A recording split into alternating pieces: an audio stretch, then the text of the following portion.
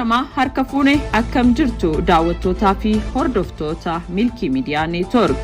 Oduu yeroo kanaan isinitti himaa ani Giftii Siraaji. Sirni biltsiginnaa adeemsa malaammaltummaa dagaagsee jiru maqaa jeequmsa naannoo wal qabsiisee namoota dhuunfaa fi hojjettoota qaama isaa ta'uun hojjetan bakka maratti hidhee gocha isaan keessaa hin qabneen dararuu itti fufee jira. Soomaaliyaan waliigaltee ulaagaa galaana Itiyoophiyaa fi Somaalilaand gidduutti mallatteeffame fudhatama hin qabu jechuun ibsite. Harargee lixaa aanaa Ciroo keessatti haati qabsaa Oromoo tokko qabeenyi ishee hidhattoota Abiy Ahmediin gubatee ture amma rakkoo ulfaataa keessatti kuftee jiraachuu maddeen gamasiirraa odeeffannee jirra. Waraanni biltsiginnaa godina Qeellam Wallaggaa aanaa Gidaamii keessatti qonnaan bulaa tokko ajjeesuun isaanii dhagahame. Kunneen hangafoota oduu turanii amma gara bal'ina oduutti isin dabarsa.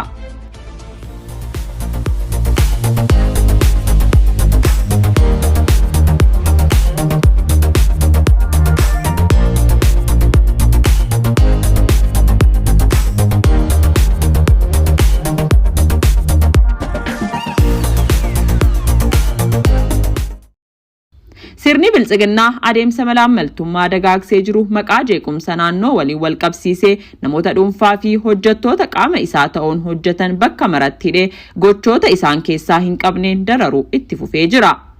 Akkuma kanaanis godina Kibba Lixa Shaggar aanaa Sadan Soddoo irraa hojjetaa waajjira galii kan ta'an obbo Yobsan Fayyisaa kan jedhaman kaadiroonni biltsiginnaa adeemsa dabaa waajjira inni keessa hojjetu keessaa aangoo isaanitti fayyadamuun mallaqa kan saaman yoo ta'u boodarraa ammoo gaafii qaama isaan gararraa irraa isaaniif ka'u irraan bilisa of taasisuuf jecha yeroo ammaa obbo Yobsan akka hidhantu himame. Hojjetaan waajjira galii kun erga hidhamee torbaanota 3 ol lakkoofsaa kan jiru hoggaa ta'u qaama seeraa mana murtiitti hanga ammaatti kan hin dhiyaannee fi mirgi mana adabaa irraa wabiin ba'us kan hin kennamneef yoo ta'u murni biltsiginnaa ilaalcha gaarii waraana bilisummaa Oromoof qabda jechuun maqaa dharaan dararaa akka jirus maddeen gamasiinuuf himanii jiru. Aangoonni mootummaa Impaayera Itiyoophiyaa yeroo ammaa namoota gaafii isaan irratti kaasan dhugaa isaanii jala awwaaluun hiree namoota nagaa saamichaa fi hidhaa akkasumas ajjechaa gochuun umrii aangoo isaanii guyyaarraatti dheereffachaa jiraachuun dhugaan lafarra jiru garuu sirni biltsiginnaa ummataaf kan dhaabbate osoo hin taane ajjeestota dhiiga qulqulluu akka ta'e jiraattonni irra deddeebiin ni komatu.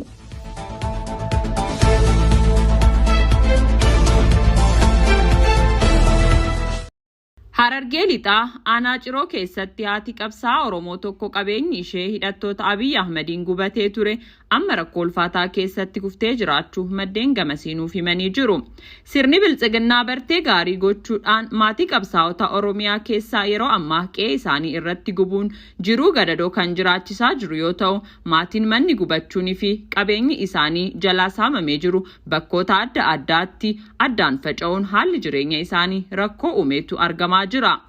Akkuma kanaanis haati ilmaan hortee baroota dheeraaf godina lixa Harargee aanaa Ciroo ganda Najaabaas keessa jiraachaa turte Aadde Bilisoo Zakkaariyaa jedhamtu sababa ilma keettuu miseensa waraana bilisummaa Oromooti jedhuun kaadiroonni biltsiginnaa fi waraanni sirnichaa yakka badii qe'ee ishee irratti murteessuun mana ishee gubuu fi qabeenya isheen qabdu baatii 5 dura jalaa akka saamantu dubbatame.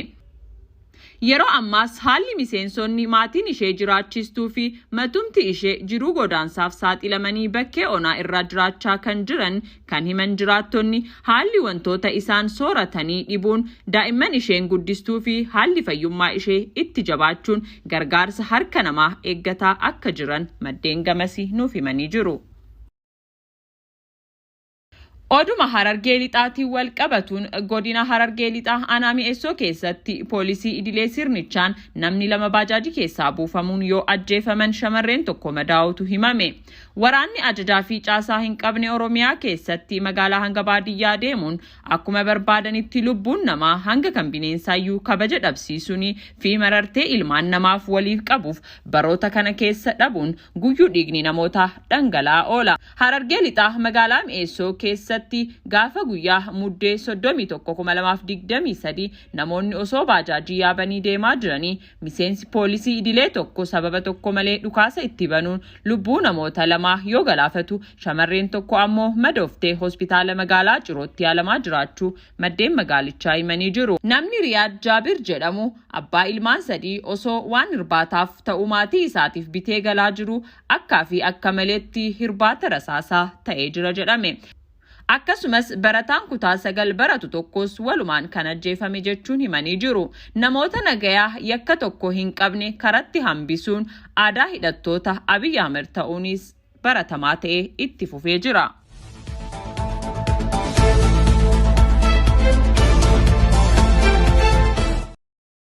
Waraanni Biltsiginnaa godina Qeellam Wallaggaa aanaa Gidaamii keessatti qonnaan bulaa tokko ajjeesuun dhagahame. Gareen Biltsiginnaa dhiiga ilmaan Oromoo dhangalaasuun hidhuu fi godaansisuun sodaachisanii of jalatti bulchuuf hojjechaa jiran hojii isaanii jabeessuun muddee 24/2023 godina Lixa Wallaggaa aanaa Haruu keessatti namoota nagaa badii tokko malee qabanii hidhuun hanga ammaa hin gadhiisin jiraachuu odeeffannee jirra. Ilmaan Oromoo aanaa Haruu ganda Halibaantaa keessaa qabamanii hidhaman kunis Mitikkuu Mul'ataa, Amsaaluu Fiqaaduu, Mul'ataa Yaayyaa, Siddisee Mul'ataa, Lallisaa Mul'ataa fi nama tokko kan maqaan nu bira hin gahintu jiraachuun baramee jira. Gaafa muddee 31/2023 aanaa Qondaalaa ganda Koollii Caarpaatti maanguddoo tokko yommuu ajjeesan harmoolii lama mana jireenyaa isaaniitii fuudhanii bakka isaan geessan hin baramin jiraachuunis himamee jira. Godinicha keessatti waraanni Abiy Ahmed maqaa olaantummaa seeraa fi waraana bilisummaa Oromoo balleessinaan bobbaafaman lubbuu fi qabeenya uummataa balleessaa jiraachuun isaanii ni beekama.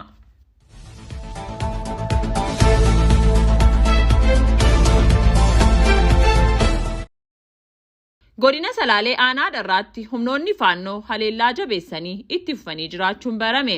Humnoonni kunneen magaalaa aanichaa qabachuuf waamicha waliif taasisanii walitti fufiinsaan haleellaa taasisaa jiru. Amajjii 1/2024 namoota nagaa ajjeesuun kaanis madeessanii jiru. Aanaa Dharraa cabsanii seenan qabachuuf gandoota adda addaa keessatti lola walitti fufaa bananii taasisaa jiru. Gandoota akka Tuutii, Kooluu, Godaa Caffee, Deenyuu Wabeensoo fi kanneen biroo daangaa irratti argaman keessatti weerara walitti fufiinsaan taasisaniin namoota nagaa hedduu ajjeesuu fi qabeenya saamuu itti fufanii jiru. Gaafa guyyaa dheengaddaa kallattii Tuutii irraa ka'uun iddoo Giraany Muqaccaa jedhamutti namoota midhaan alaa sassaabachaa turan 2 ajjeesuun 3 madeessuun isaanis beekamee jira. Awwalee Indashaawuu fi Masfin Gocholoo warra humnoota kanneeniin ajjeefamanidha. Nuuruu Mastee, Tolasaa Damissee fi namni sadaffaan biraa kan maqaan hin argamne rukutamanii madaa'anii jirus jedhamee jira.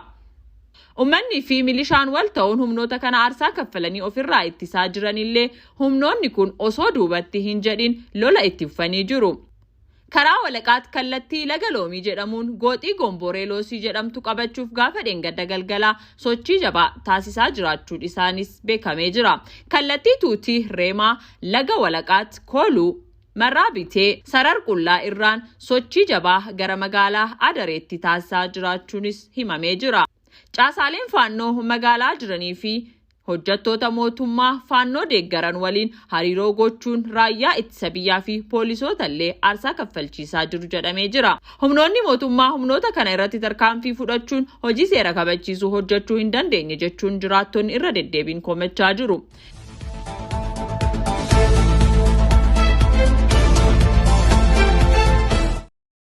Soomaaliyaan waliigaltee ulaagaa galaana Itoophiyaa fi Somaalilaand gidduutti mallatteeffame fudhatama hin qabu jechuun ibsite.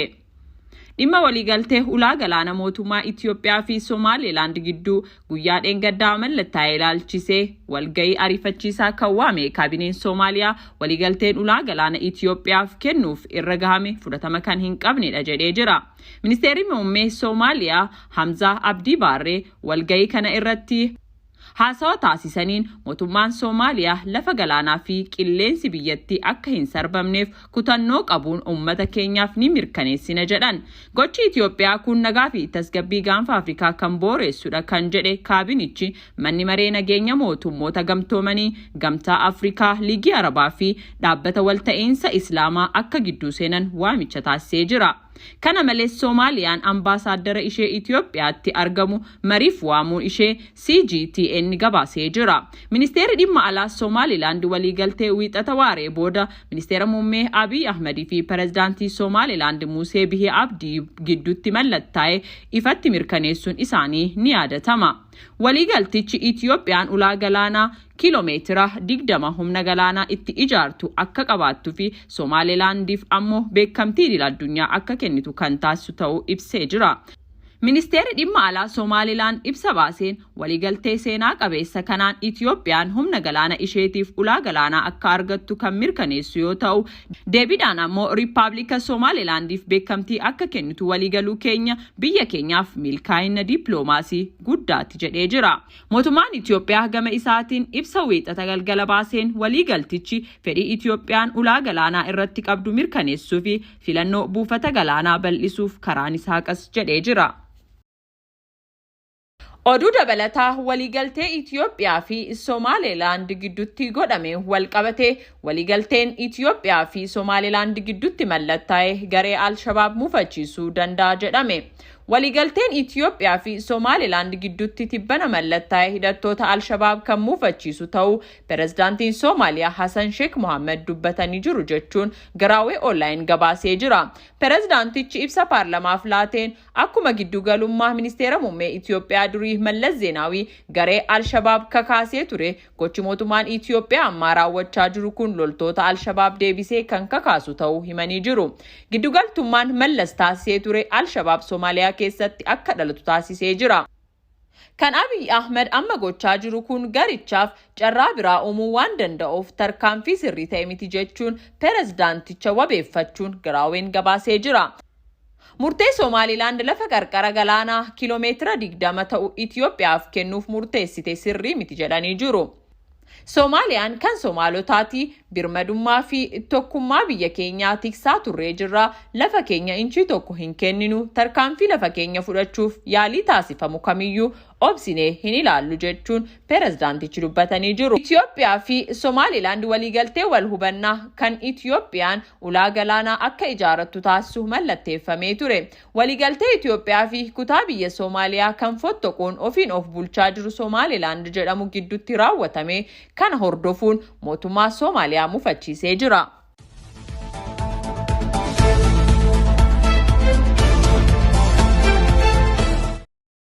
Dhaabbata miidiyaa biyyaalessa Itoophiyaa EBC keessatti gochoonni seera dhabdummaa fi malaammaltummaa bal'achuu iccitii keessoo dhaabbatichaatti argame mul'ise. Gamoon dhaabbatichaa miidiyaa Complex EBC jedhamu ijaarsi isaa sadarkaa isaa kan hin eeggannee fi baajanni ijaarsa gamoo sanaatiif ramadame saamamuu iccitiin keessoo dhaabbatichaa argame ni addeessa. Gamoo miidiyaa Complex EBC jedhamuun ijaarame kana keessaa kutaa oduu ETV irraa kan hafe chaanaalonni biroo istiidiyoo fi biiroo kan hin argannedha jedha ragaan kun. Waajjirri duraanii dhaabbatichaa gadi lakkifamee akka ba'u erga murteeffamee booda chaanaalii afaan Oromoo fi afaanota biroo gamoo miidiyaa Complex EBC jedhamu keessa bakka akka dhaban maddi keessoo dhaabbatichaa ragaa ergeen ibsee jira. Chaanaaliin ETV afaan Oromoo waajjira haaraa Shagoleetti ijaarame keessatti istiidiyoo dhabuun gara Hararitti yoo ergamu, chaanaaliiwwan afaan biroo gara Hawaasaatti ergamu sananni kun ifoomsee jira. Hoogganaa olaanaa EBC kan turee fi tibbana deetaa ministeera daldalaa fi walitti hidhamiinsa naannawaa ta'e kan mudame Fissahaa Ittaagazuu hojjettoota haaraa 200 ol seera qacarrii dhaabbatichaatiin osoo hin taane firummaa fi walbeekumsaan akkasumas karaa garaagaraan qacaraa turuun isaa ragaan keessoo dhaabbatichaa kun saaxilee jira. Gama biraan obbo Fissahaa Ittaagazuu akkuma mudama biraa argateen namoota 8 hariiroo gaarii waliin qabaniif xalayaa mudama haaraa kennuu fi maddi odeeffannoo kun himee jira. Hojjettoonni haaraan dhaabbaticha keessatti qacaraman dhalattoota saba tokkoo ta'uu kan eeru iccitiin keessoo dhaabbatichaa haaromsi hunda galeessa godhate dhaabbaticha keessatti akka adeemsifamuuf kallattiin kaa'amus qabatamaan wanti lafa irratti hojjetamaa jiru saboota biyyattii cinatti kan dhiibedha jedha. Hoogganaan dhaabbatichaa ministeera muummee Itiyoophiyaa ambaasaadarota, dippiloomaatota, qondaalota mootummaa fi keessummoota garaagaraa affeeruun mooraa dhaabbatichaa fi kutaa oduu ETV Arat Maazan jedhamu daawwachiisaa turuu kan addeessu sananni kun akka waan riiformiin hunda galeessa ta'ee EBC keessatti adeemsifamaa jirutti dhiyeeffamaa ture jedha. Bittaan meeshaalee ijaarsaa fi hojiin ijaarsaa caalbaasii malee walbeekumsaa fi firoomaan kennamaa turuu sanana kana keessatti eeramee jira. Gamoon dhaabbatichaa miidiyaa koompileeks EBC ijaarsi isaa sadarkaa isaa kan hin eeggannee fi laameraan ijaarsichaa akka miidhagsuuf itti maxxanfamee fottoqaa jira jechuun ibsa. Liftiin dhaabbatichaa ji'oota muraasaaf tajaajila erga kennee booda rakkoo godhachuun maddi keessoo dhaabbatichaa ibsee jira. Dipaartimentiin kaameraa fi geejjibaa biiroo dhabuun waajjira dhaabbatichaa duraanii keessaa hirkattummaan qabatanii jiraachuu konkolaachiftootaa fi teeknishaalonni hojiif halkan achi bulaa bakka haragalfii dhabuun rakkataa jirus jedhamee jira. Hooggantoonni dhaabbatichaa garuu biiroo kutaa walgahii, kutaa hirribaa, kutaa dhiqannaa fi ispoortii dhuunfaatti qabu jedha sananni kun. Adeemsonni ofittummaa fi seer-dhabdummaa waajjiricha keessatti babal'ate kun hojii dhaabbatichi uummattoota biyyattiif hojjechuu qabu akka hin hojjenne taasisee jira jechuun eeree jira.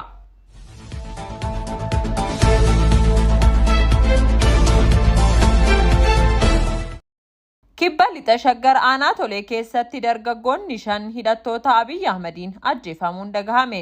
Duulli duguuggaa sanyii murna biltsiginnaan Oromoo irratti banamee jiru jabaatee itti fufuun ilmaan namaa ba'ee gala wallaaluun hidhattoota sirnichi hawaasa nagaatti bobbaaseen dhiigni namootaa akka bishaanii dhangala'aa oola. Ajjechaan irra deddeebiin godina kibba lixa shaggar aanaa tolee keessatti raawwatamaa jiru guyyaa irraa gara guyyaatti dabalaa dhufuun gaafa muddee 31 2023 ganda Armuu Foosoolee keessatti dargaggoo 5 obbolaawwan 2 keessatti kan argaman ajjeefamuu jiraattonni himan. Lola waraana bilisummaa Oromoon gandicha keessatti hidhattoota murna biltsiginnaa mudateen miidhaa guddaan loltoota sirnichaarraa akka ga'e jiraattonni himuun miiruma aariisaniin dargaggoota 5 kana mana isaanii biratti rasaasa itti roobsuun akka ajjeesan himanii jiru. Dargaggoonni ajjeefaman kunneen obbolaawwan 2 Lammuu Guddataa fi Baacaa Guddataa, Dhugummaa Hadaraa, Garmuu Nagaasaa fi Dhaabaa Wasanuu kanneen jedhaman yoo ta'an sababuma ollaa tokko ta'anii waliin deemaa jiraniif jecha akka ajjeefaman jiraattonni dabaluun ibsanii jiru.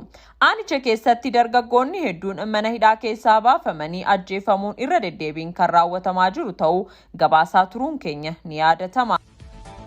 Egaan daawwattootaa fi hordoftoota Milkii Miidiyaa Neetwork oduun har'aaf qabannee dhiyaannee kan amma yoonaa ture. Oduulee gara biraatiin hamma walitti deebinutti nagaan tura.